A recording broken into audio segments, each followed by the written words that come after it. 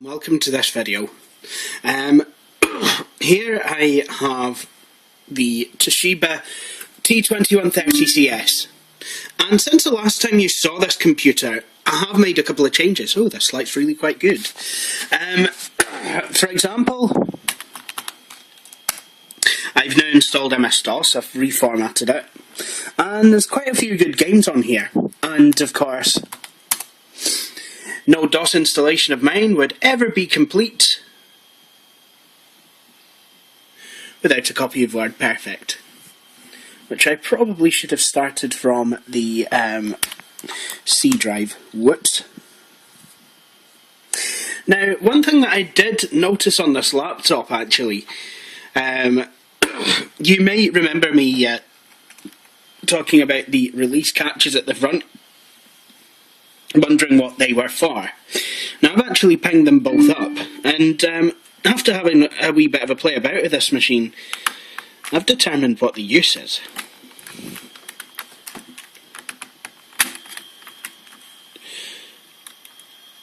See, this lifts up like the bonnet of a car to reveal the hard disk enclosure, although I believe you actually access the hard disk from underneath, because there is a compartment underneath. And there's also the battery, which is completely dead, of course. It was original Energy Plus. I'm starting to believe that this wasn't an original Toshiba laptop battery.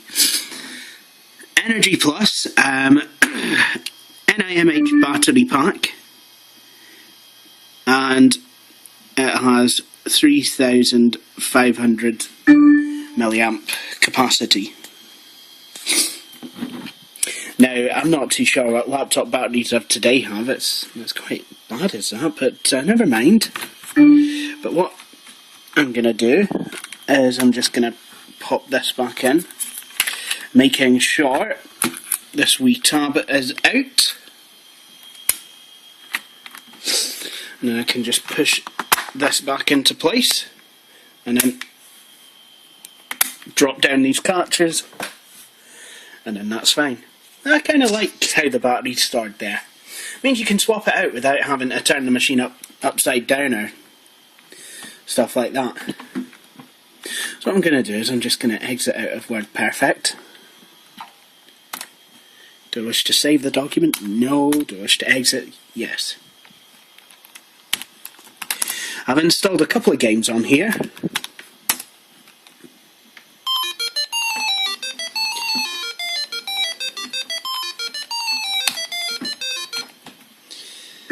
I've actually been playing this PGA Golf. It's really quite good. It does have mouse support, but I've actually found it a lot easier just to use a keyboard. So let's just have a wee quick game on here.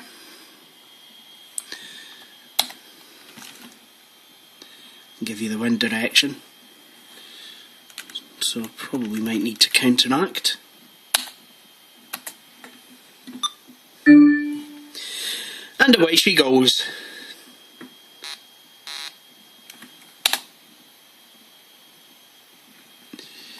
I do love computer golf games. Naturally, I'm really quite bad at the real game. I tell you, it's quite difficult playing it. Whoops.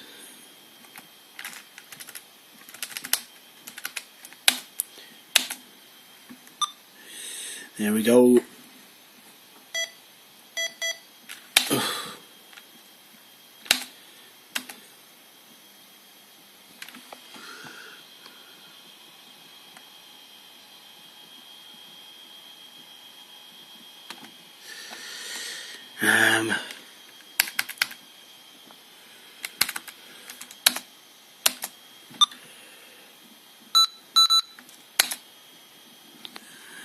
Probably could have used a putting iron.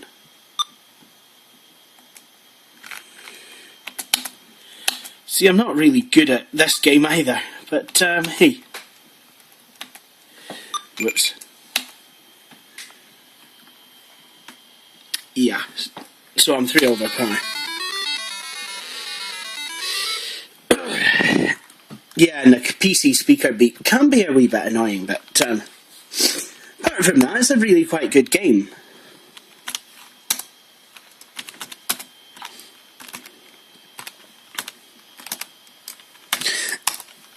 Oops.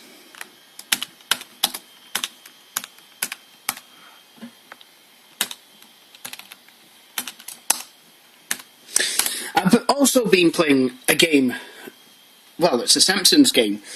Now this machine really does have absolutely no sound, but this is one of these games that can really take advantage of the PC speaker. Listen. Hear Bart's evil laughter. And then let's throw him out the window.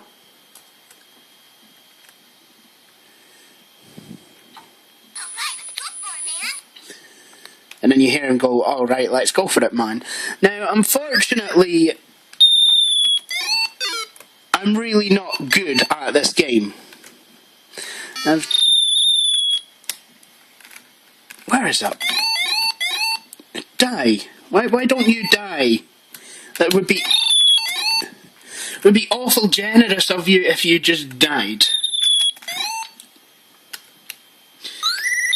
Flanders house. That's really dangerous.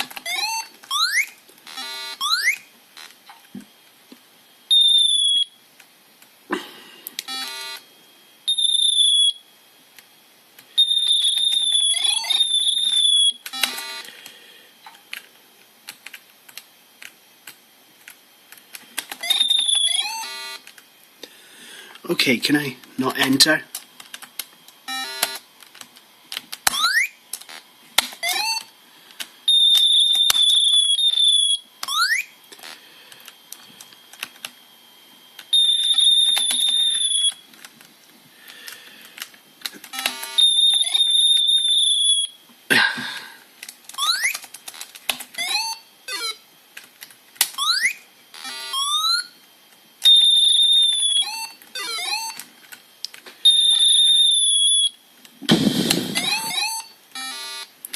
Okay, I've had enough of that.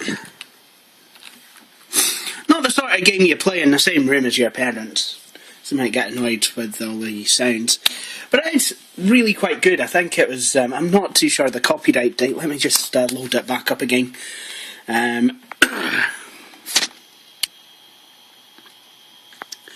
Copyright 1991. I kind of thought it was something like that. And it really does take advantage of the PC's hardware. You know, even if it is limited, you've got no sound or anything like that, it's really quite good.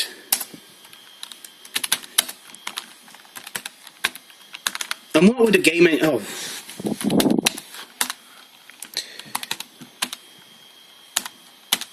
What would a gaming session be without a good go on Wolf 3D? You remember me telling you how this was an active matrix display? Well, that really does pay dividends in games like this, which, you know, are quite fast moving. I played this on a passive matrix, and to be honest, it's like you're looking at it while being hideously drunk. You know, it's really.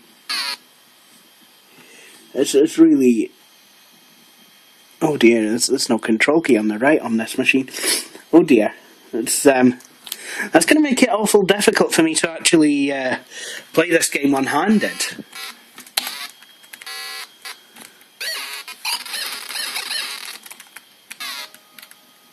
Obviously, when Toshiba were designing this laptop, they didn't realise that might be people wanting to use it to play games one-handed. I mean, you know, that is the baseline criteria for a business laptop. Nah, I'm just kidding on. But it does play this game really quite well. I mean, where else would you have a 1 megabyte video memory card on this machine? It's only got a 640 by 480 screen, unless you were plugging it into a monitor and wanted to access high resolutions. You know, this is what it's all about. You know, 1 megs of video memory is more than enough to play games of this ilk. And it really does show, it really does pay dividends. You know, I can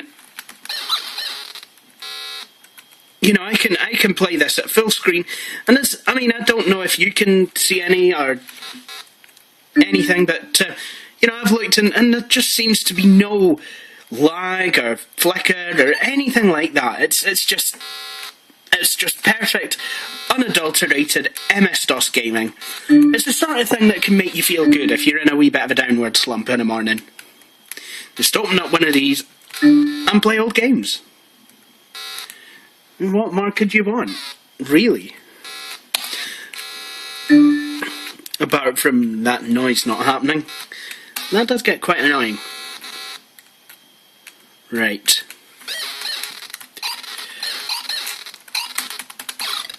Oh. Okay. So enough fun and games.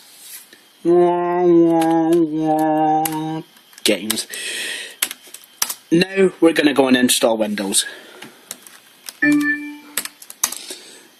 Only if there's enough memory to do so. Look at this though. I mean, I'm really quite impressed. I mean, just by whacking in a couple of commands, I've got every type of memory that I could possibly hope for. I have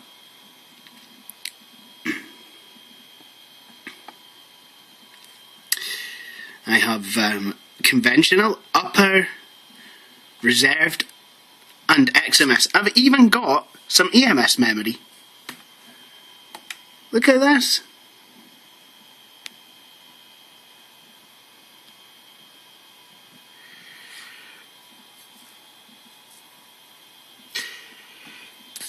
EM386 is using XMS memory to simulate EMS memory as needed. Free EMS memory may change as free DOS memory changes. I mean, that could play havoc with some programs, but so far it's been fine.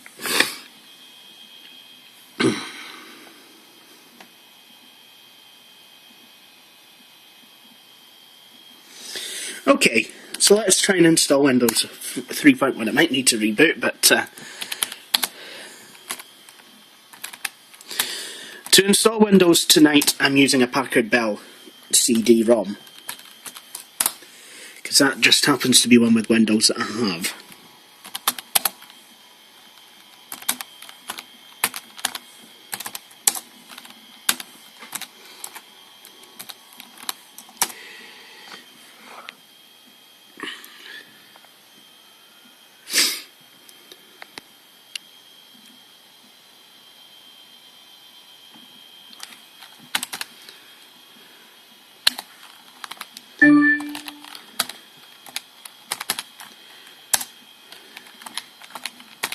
I'm not going to do a Packard Bell restore because that would format the hard drive and take away all of my DOS games and everything.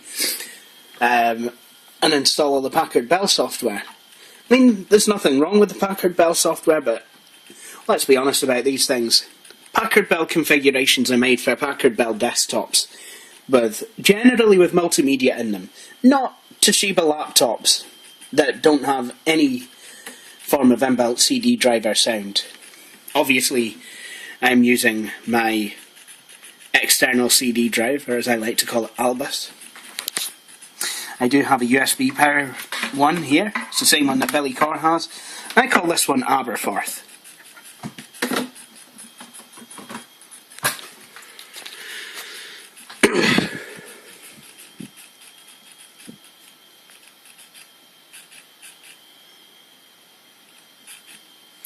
obviously MS-DOS and Windows Workgroups 3.11, while they will recognise a CD drive as a CD drive, they generally tend to treat it as a hard disk for the purposes of scanning for applications.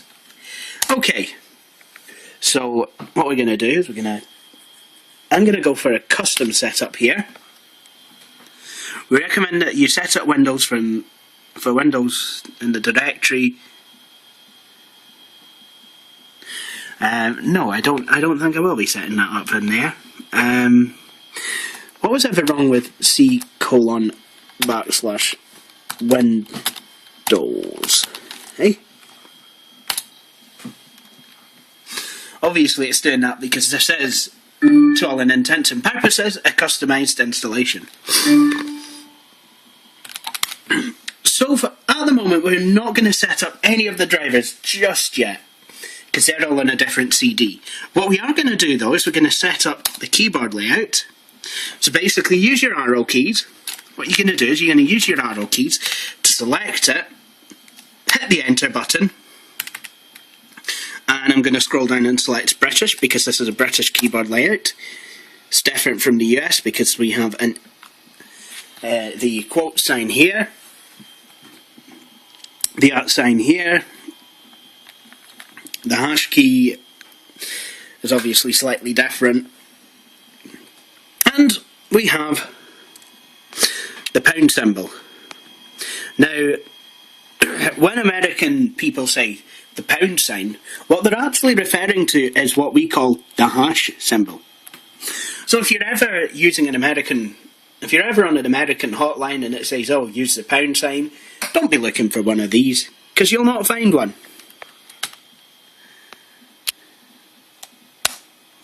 I'm going to set this up to be English International. To accept this list, press enter. I'm just going to wait for the disk drive to spin up.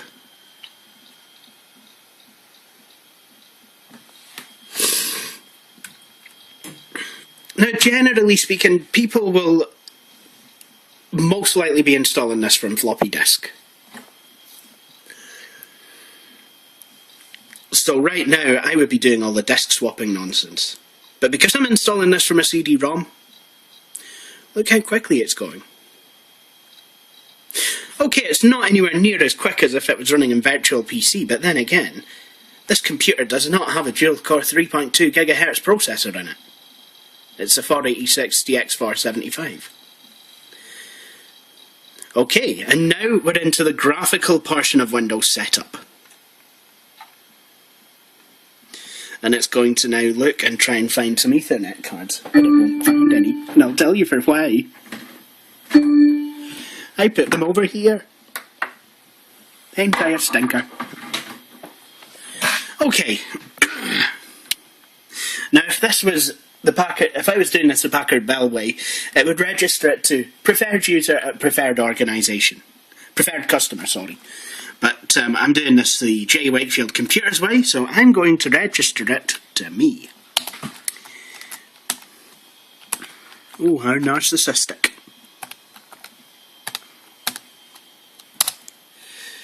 And I'm just going to continue.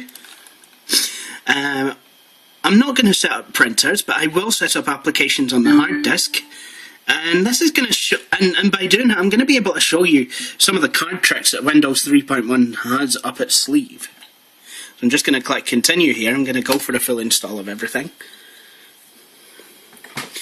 And then on it'll go and install the rest of Windows for Workgroups. Basically the applications.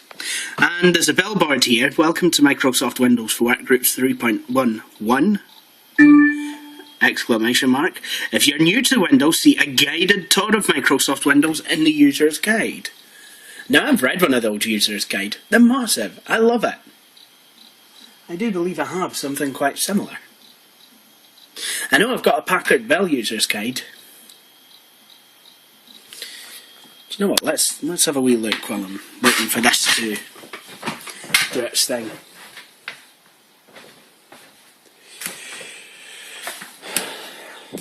Well, I've got Windows 3.1 secrets. There's something different. A load of stuff that came with the Zenith laptop that no longer works. plugged it in for the first time and I smelt burning silicon, which is never a good thing. Windows ME for Dummies, Windows 3. Java, X, and Rob Miles' books.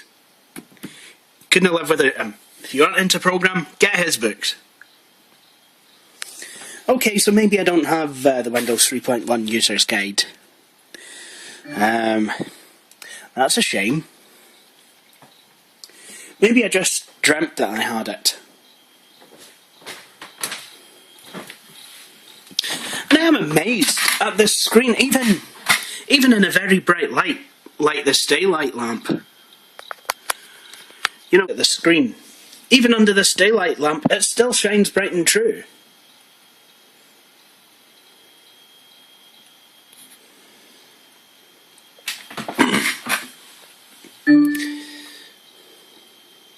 It's taken a wee while, but it'll be done soon. Now, I mean, personally, I mean, there might be reasons why you would run Windows 95 on a 486, but personally, I would prefer to run 3.11 on it. It will run Windows 95, and it'll run it really quite well, at least on this setup, but I don't know. If you have another Windows 95 machine, best to go for 3.1. Okay, at the moment we're not actually going to set up the network. We might do later on, to be, you know, give this machine internet connectivity. But just for now, we're just going to continue. Now, if you have unless you have a good reason not to, I would say let Windows make the changes to autoexec.bat and config.sys for you. And now it's going to go on and create the program groups. And here's a card trick that Microsoft has put up the sleeve of Windows 3.x. It says, Setup can search your hard drive for applications and then set them up to run with Windows. Select the places that you want Setup to search, then choose Search Now, or press Enter. Now, you can run this from within Windows, but it's nice that it'll do it at the end of setup. Now, as you may be aware, I do actually have a lot of applications already installed on this computer. So, I am going to set them up for use with Windows. Now, you'll notice that the D drive is also selectable.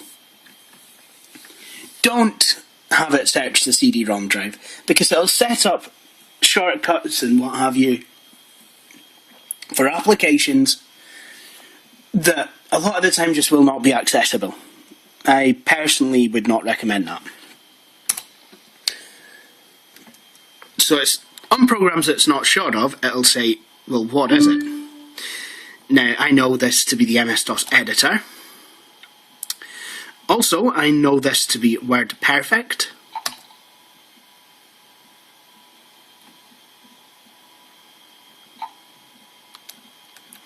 And that's not Microsoft Multiplan.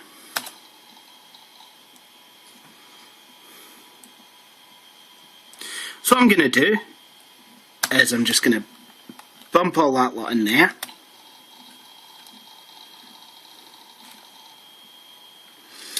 Now I can run a tutorial, but at this point I'm not going to bother. And what I'm going to do instead is just restart the machine.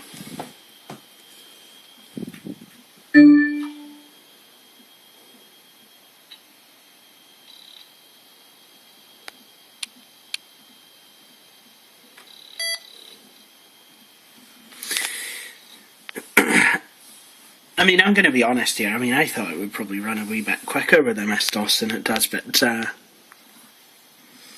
it's okay. Obviously, I'm thinking high mem is going to take some time to count the memory because there's 24 megs of it.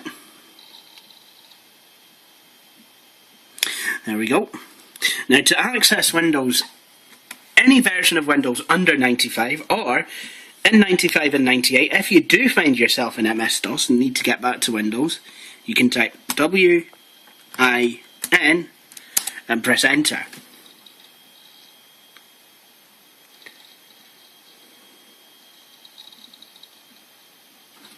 There we go. And now we're in Windows.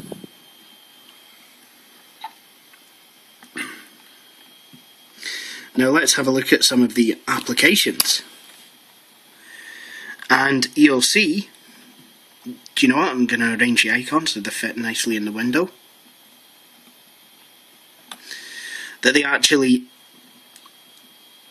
there's some stuff that came with MS-DOS.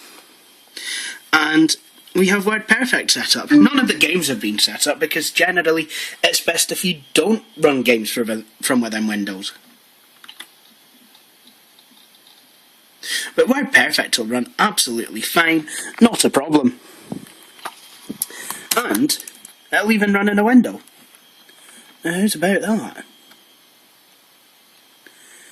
And offered, well, some kind of dodgy mouse support. It's not the best in the world.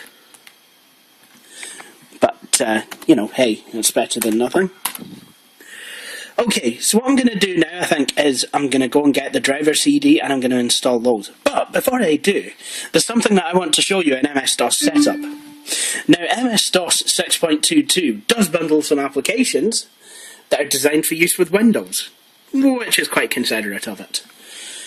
Now, these obviously have been set up in using the setup wizard in Windows, but to put them in their own program group, I mean, yes, you could do that manually, or you could be a wee bit elegant about it and have MS-DOS do it for you. And to do this, we want to change directory by typing CD and go to DOS.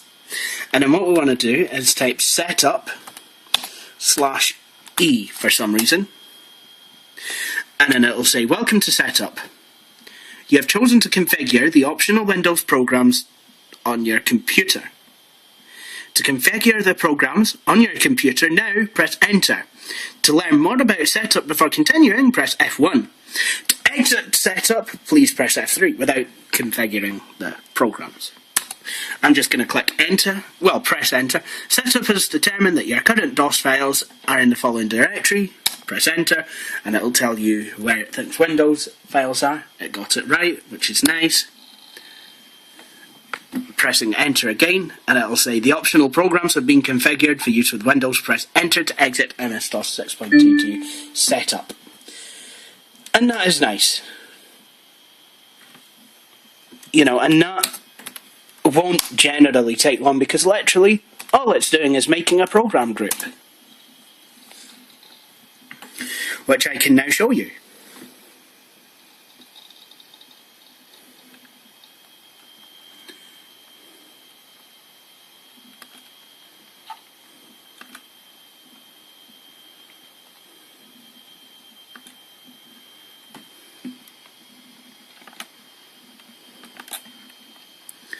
We have Microsoft Windows Antivirus, Backup and Undelete.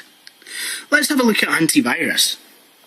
Because I remember back in the 90s, well, the latest 90s, when, you know, it was quite well known that Microsoft were specifically saying that they did not have any plans to enter the antivirus market.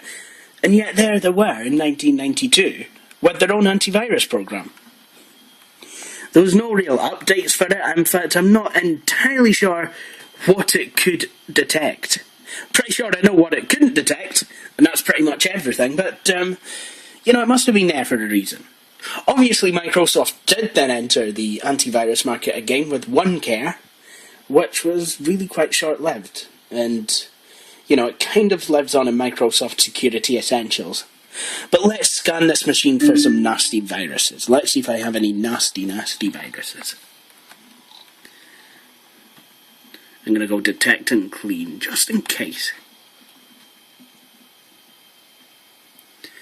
Scanning memory for viruses.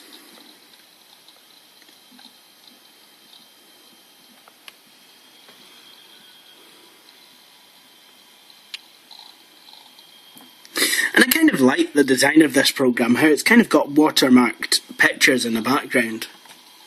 Especially these wee bugs. And then a wee magnifier. And it is really quite quick.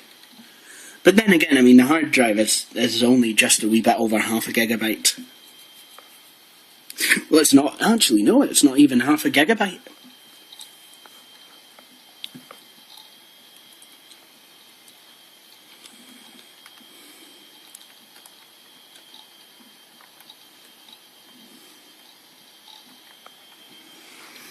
Okay. Scanned 1 hard disk, no floppy disks, total disk scanned 1, COM files 42, exe files 122, other files 890, total files 1055. Does it sound a lot? Well, it shouldn't. Because modern computers nowadays have hundreds of thousands of files on it, if not millions. And nothing's infected, and therefore nothing has been cleaned. So that's kind of good. Microsoft Antivirus has given this computer a clean bill of health. I would liken this computer, I would probably say it's almost like a portable version of B. Bishop PCM's IBM PS2 Model 80, even though this has got much higher specifications, and B. Bishop PCM's PC will actually play a lot more games, sorry, not videos, than this one will, due to its, ironically enough, due to its slower clock speed. But then again, I suppose this one will play different games, and it will play some games faster, like the rip-off of Mario. But I do like this machine. So what I'm going to do now is I'm going to install some drivers and some applications, and I'll group back with you. So jump cut time!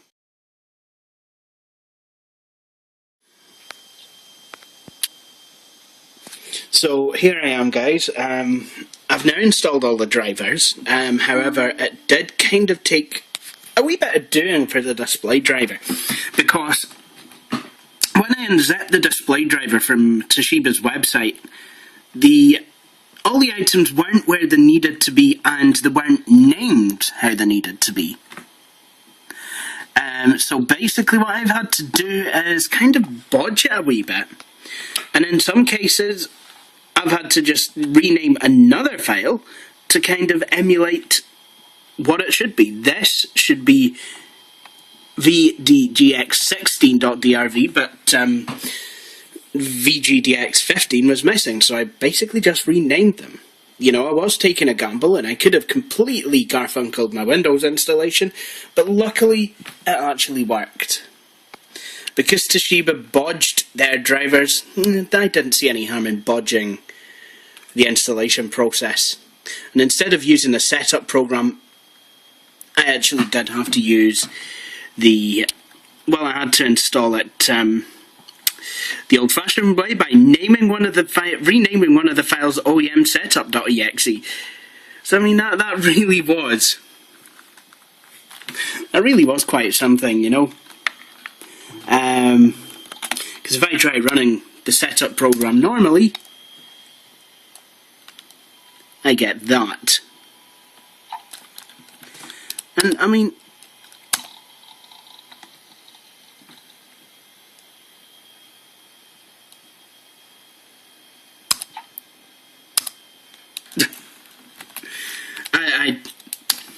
I'm going to confess now, I don't really know what just happened there. Best thing I can do is, well, to be honest, I'm going to show you anyway. I'm going to actually show you this machine starting up, and just kind of show you what all I've been doing on it. So, yeah, did I leave a disk in the drive? Good.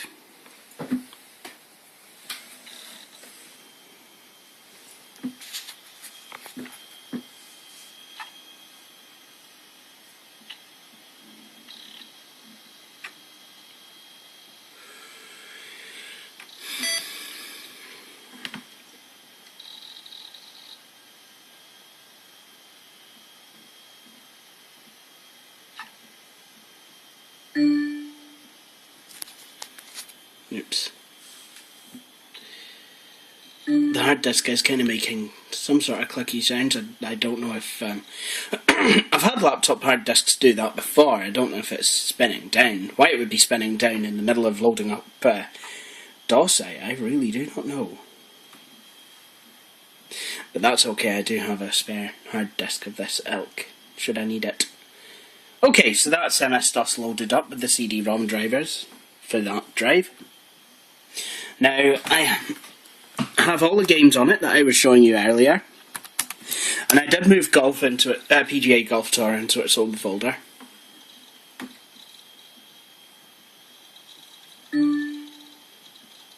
Now, I don't know why that suddenly turned into a clock. I don't know, it must be part of the bodged driver. But it's an egg timer the rest of the time. So I have all the drivers, it's actually now working. And I've even managed to move some of the games into the games folder because, believe it or not, a lot of them will start from Windows, except... well, actually no, even The Simpsons will now.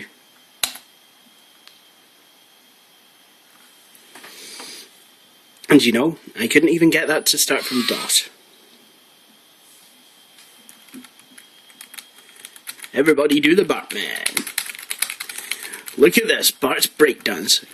This kind of Bart dancing on cocaine. Is this room clean? Yeah. Is this room clean? Yeah, yeah. Oh, it's all good. What's in the drawers? What's in the drawers? What's in the drawers? Yeah, yeah. Load game. Load game? Do I want to load game? No, I don't think I'll do. Why won't it load? Okay. Now, just for the record, drug abuse is not very good.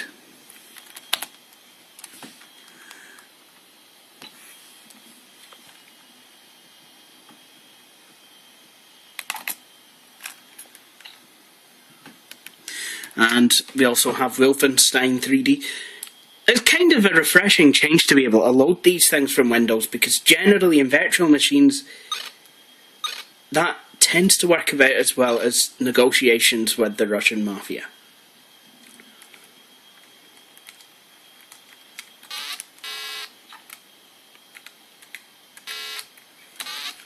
Wolfenstein here, still playing as smoothly as ever, under a Windows DOS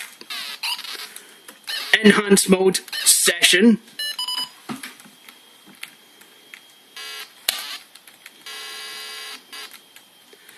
It's nice that I can use expanded or extended memory.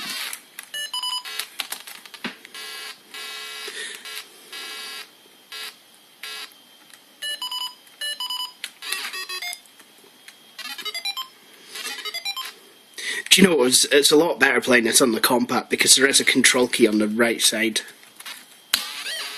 So it's the most extreme left. And then I'd have to kind of make a guess and lose half of my life. Dost thou wish to leave with such hasty abandon? I used to love these quips at the end of Wolfenstein.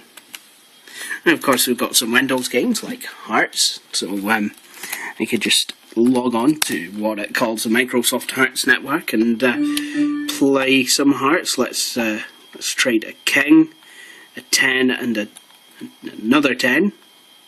No, in fact, forget that. No, we'll take the 10 of hearts. Get the 10 of diamonds, we'll go for the jack of clubs. Nice. Now let's play a suit.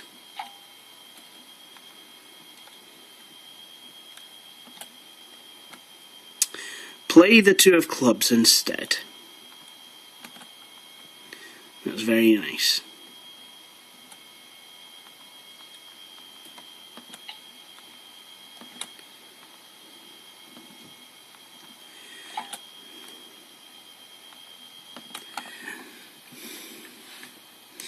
Animations are running very nicely on here, I must admit. You do see some ghosting, but I mean that is to be expected with older laptop displays, but it's not overly ghosting like a passive matrix would. You know, if you're wanting gaming on a laptop, I mean people do say that old laptops are not meant to game with. But if you do want to game on an older laptop, might I suggest that this one might be the one to do it with.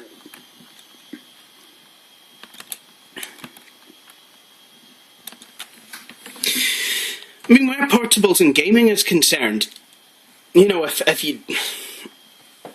a lot of the older DOS games are best played on 386s now, unfortunately. In the 386 era, laptop screens were just, well, hideous. Most of them were black and white, and those that were colour were pants. I mean, the first ever colour display, I mean, you should have seen it. I mean, it was kind of a bezel about this size, and the screen was literally about this size. The laptop looked ridiculous. Honestly, I think I would have sooner went for a monochrome screen and had a more normal looking laptop.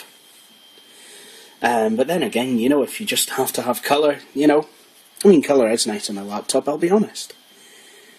And yes, I know that this display does have a couple of light spots, like there's one here, and, you know, kind of one here that's shadowing. But I mean, it runs absolutely fine. Now, I mean, I used to have a game that I would play on passive matrix display called Paint the Menu Blue, and literally all you do is kind of scroll down. And on this, yeah, it kind of is a lighter blue, but it's certainly not by any stretch of the imagination painting the menu blue. I'll stop now. I've installed Microsoft Plug and Play on here, goodness only knows why, but it's installed anyway. Configuration Manager General Error, that's kind of good, probably because I've changed the display driver since I did install it. And there's a few goodies also. There's Microsoft Works for Windows, which is it's always a nice wee thing to have when it loads. I used to use this at school, I remember this. This was, do you know what, I am going to turn the light on, I completely forgot about that. You know, I did used to use this at school quite a lot. Now, something that I didn't used to use at school at all was Microsoft Money. I mean, why would I? And let's just kind of put that up now. And there we are, it's loaded. It's, well, we wouldn't have expected anything less, really. But I do plan to put Office 4.2 on here. Oh, and there's also PaintShop Pro. Now, this is actually a good program, and to be honest, the reason, well, it's, you don't know it, but those of you who are in the know will know that to get PaintShop Pro running, it really needed Win32s as well. I do believe there was a 32-bit version, I'm not too sure if this is it. VidGX15.drv was VidGX16.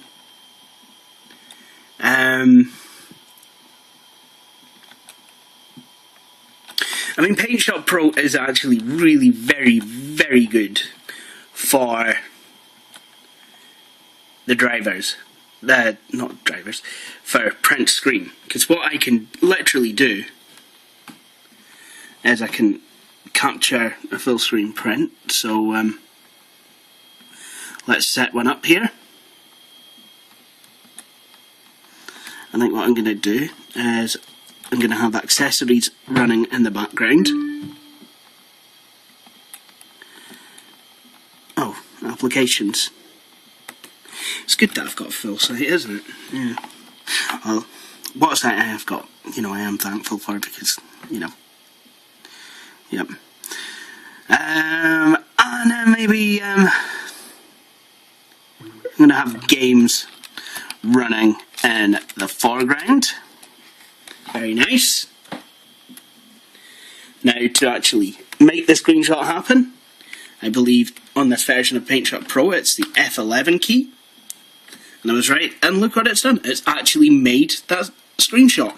So, you know, I will probably be doing a lot of screenshots from this machine. You know, just to have in my personal archives. In fact, do you know what I'm going to do?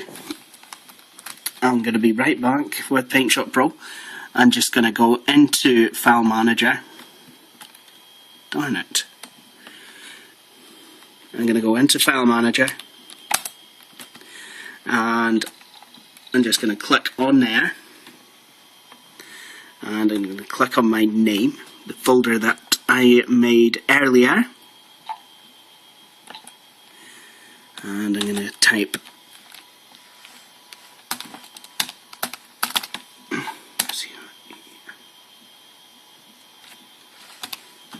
screen CP, so that, you know, kind of looks like screen cap. I suppose I know what I have sacrificed by losing Windows 95, and that's the ability to do long file names. I can do bumps, or as my friend used to call them, bumps.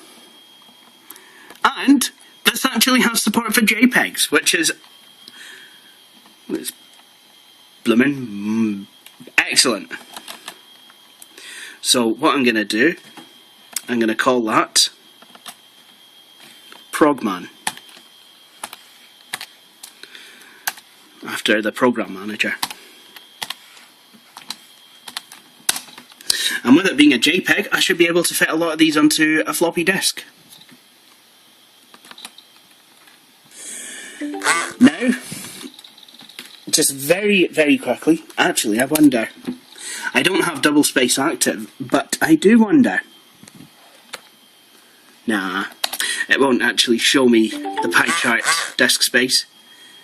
I reckon I'm going to have to head off soon, but I will be jump cutting back with Microsoft Office installed. But before we do that, let's just check disk and see how much space is on here, because I've installed quite a lot of things.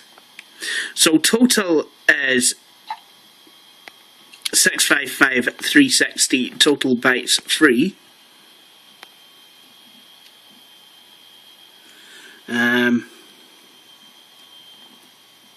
Hang on, 527,138,816 bytes and 438,02464.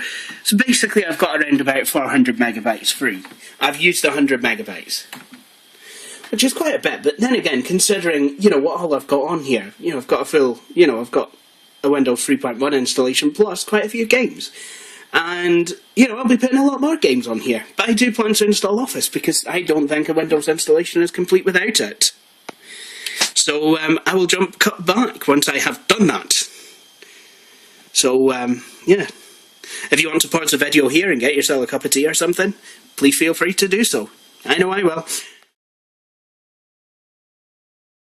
Stuff. This is Office 4.2 installing, and in my excitement I think I might have broken this. The hatch will still lift up, but obviously it'll you know, not go down as easy. Never mind. Now,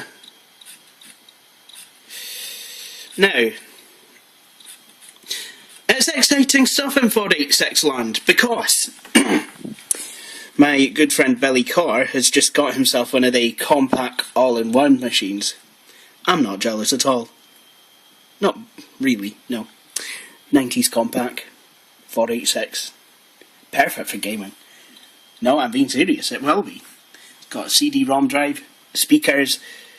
Do you know, it's really quite funny, because, you know, a couple of my friends were just chatting away about how the 486 seems to have, you know, become a cult classic. Certainly got a good cult following. And did you know that Intel still make the 486 chip to this day?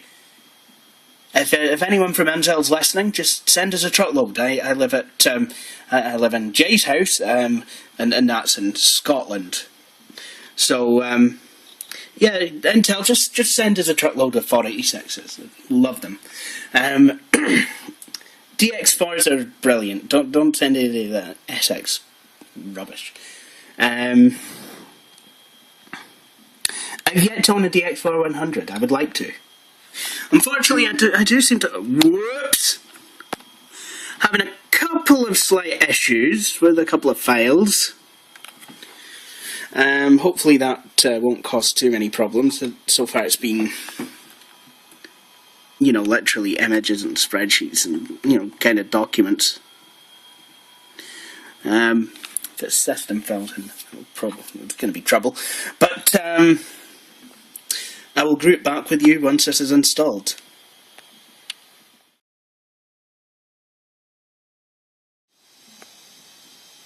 Alright, this is Office 4.3 fully installed. Now, when I was at school, I used Office 4.2, and even then, it was only the standard version.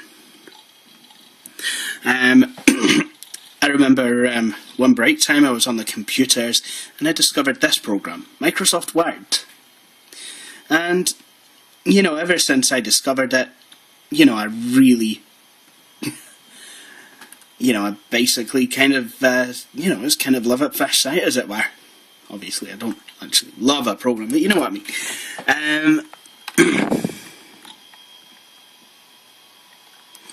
Yeah, do you know what, we'll say that.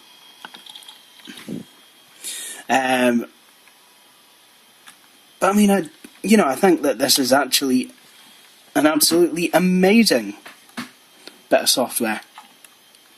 You know, it's...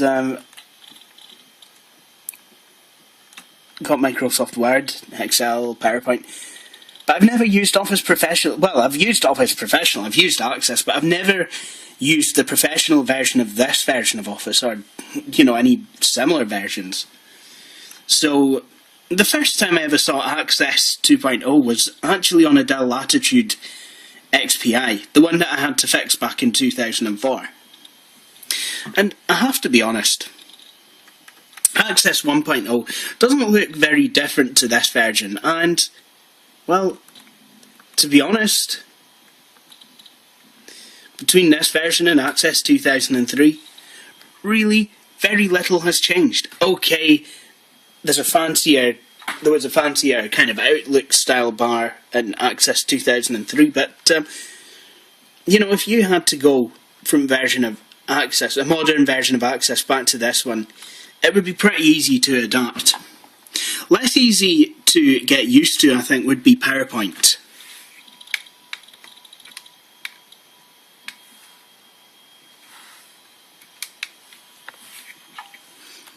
Whoops. Yeah, PowerPoint. Yeah, the other PowerPoint. The other version of PowerPoint. The one that'll do presentations. Oh dear. Cannot start due to insufficient memory. I think that would be probably one of the hurdles to try and come across. That's actually quite easy to overcome, that particular hurdle though, because basically what you do, obviously you have an Office CD in the drive, everyone always does. What you do is you exit out of Windows, you power down the laptop, and then wait a couple of minutes and start it up again. Obviously I'm going to just disconnect this drive because I've finished with it for the night, I believe.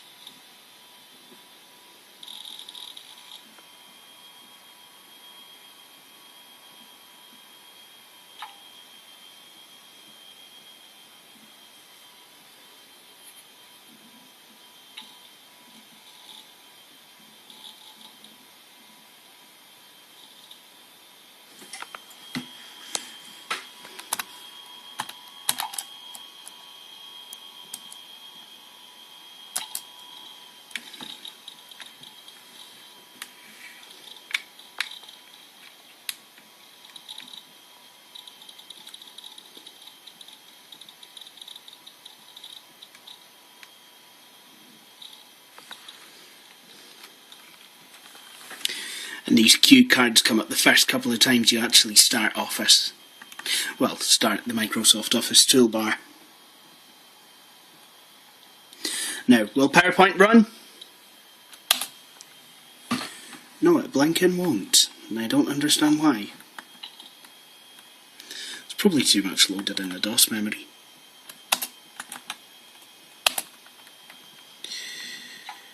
So, yeah, that's definitely something. It's quite odd as that though, because all the other programs seem to work just fine.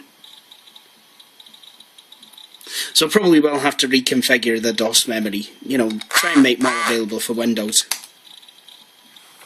But on that note, I think this wraps up this video. This is an absolutely brilliant laptop. You know, I think it's just perfect. You know, good DOS gaming machine, and well, I still can't get over how good that screen is. I mean, it seems to have a lot of colour retention. You know, certainly for back in the day. Yeah, I've got displays that got newer displays that don't display colour half this well. You know, so it is nice to actually see a display that still continues to earn its keep even after so many years. Yeah, I think I can do a lot more with this machine. I mean, the hard disk was half full when Windows 95 was installed, and that was just literally a basic install, no fripperies. All it had was Internet Explorer 4, and even that, it was just the browser. No Outlook Express, no other tools or anything. But if I actually just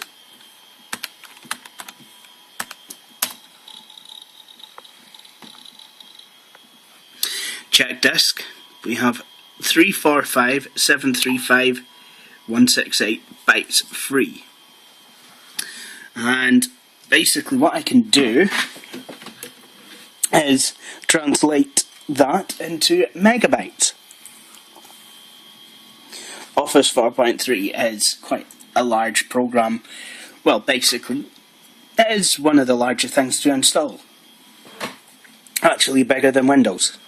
So, 5, 7, 3, 5, 6, 8.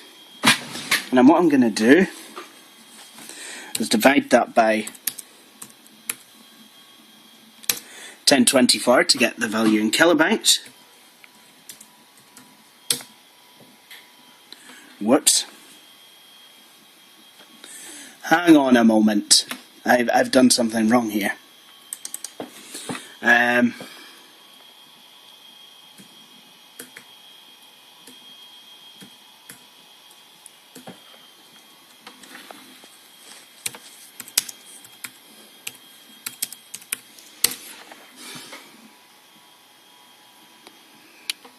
basically I still have 329 megabytes left. And I think that is pretty good.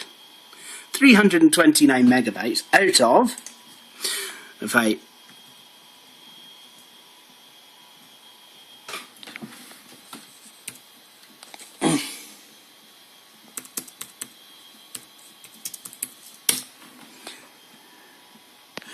(502 megabytes),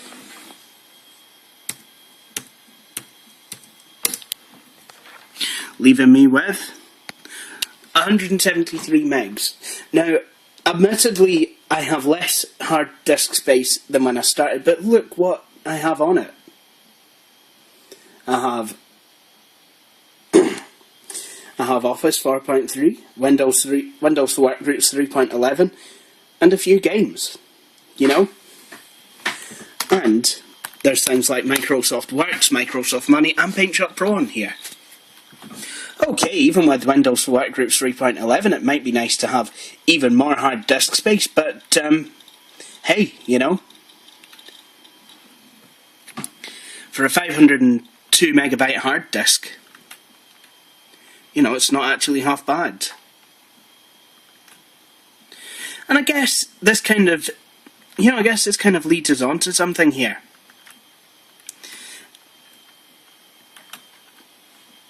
You know, to say it as, you know, it just kind of shows you how much heavier one version of Windows can be than another. Okay, there was really nothing in it between Windows 98 and ME. I mean, sure, yes, ME required 32 megs of RAM over 9816, and ME would take up about 200 megabytes of disk space more than what 98 would, but I mean, those two aside, because basically ME was just a very bad facelift for 98 in a lot of cases, sometimes it pays dividends to run the last version of Windows before the most recent one. Okay, I found another rule where you don't do that, and that is you don't run Windows Vista in place of 7 just to try and make it go quicker. Microsoft actually wrote Windows 7 in such a way that actually the reverse is true. But for most versions of Windows, if you're dealing with Windows 9X or Windows 3.x, sometimes, you know, you're better off just kind of going for the lesser version of Windows. That way, yes, you might be, you know, that way you're trading off you're trading off an upgraded version of Windows to get more power, more disk space, and ultimately, sometimes you're able to do more with the computer. Now, I'll admit that this is one of the better 486s. You know, when it says designed for Windows 95, in a way that is true. It was really quite quick. You've seen for yourself, if you've seen the last videos. But in another way, you know, in another kind of more accurate way, the hard disk drive kind of lets it down. You know, I could upgrade the hard disk and put Windows 95 back on here. But really, I like this as a 3.11 machine. You know, I think it's really quite nice. And it looks the part as well. And plus, I already have a Windows 95 powered Toshiba. And it too is really good. My friend GPPL was quite surprised that I'd managed to get hold of a Toshiba with an active matrix display. I probably shouldn't have uploaded this video. Now you'll all want one. Anyway, this wraps up this video. Thank you for watching. Please subscribe to my channel and stay tuned for more videos. Instructions on how to do so will of course be coming up. And thank you for watching this.